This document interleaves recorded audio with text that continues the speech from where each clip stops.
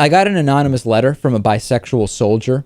We talked last week or the week before about how the American Family Association and Family Research Council were being called hate groups in these presentations taking place in front of military members, and they were being told it's better if you don't donate to these groups, etc. Now, this is someone who wants to remain anonymous, but he shed a lot of light onto what's going on. He said, I am a member of the military intelligence community and wish to elaborate on the statements made in the video about the AFA being labeled a hate group. Before I start, I have to begin by saying I am expressing my own views. I don't speak on behalf of the military. What the soldier was speaking of was the process by which the government issues security clearances to individuals, granting them access to classified information. To this end, allegiance to organizations identified as hateful would or perhaps could be considered a derogatory connection and therefore inhibit an individual from obtaining or maintaining security clearance. While I agree that individuals expressing hateful speech should be viewed more cautiously, I'm inclined to express caution for the following reason.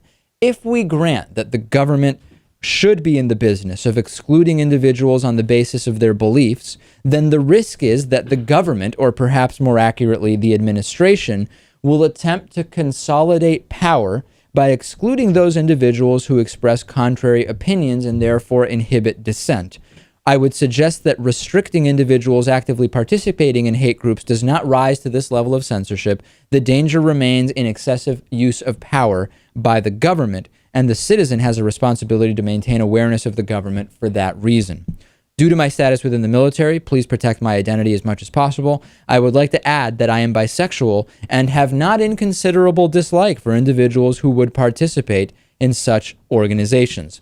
So this is an interesting argument, which is if you start allowing the military to put individuals in a lesser light or to prevent them from having certain promotions or access to certain things, hate group designation could extend simply to groups that you disagree with.